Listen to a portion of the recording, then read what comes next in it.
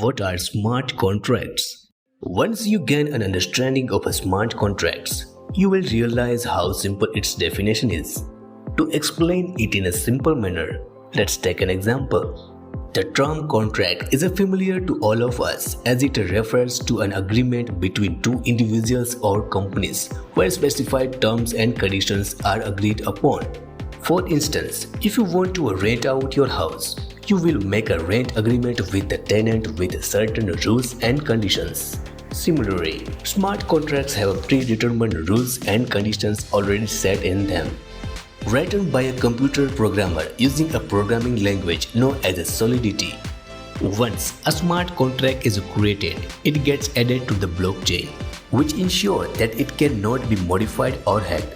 Therefore, any transaction made using a smart contract will operate based on the pre-written terms and conditions. The transactions carried out through smart contracts are visible on the blockchain, and the process gets completed only when all the predefined conditions are met.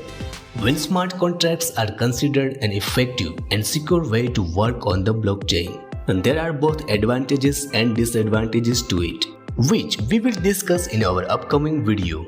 Thanks for watching.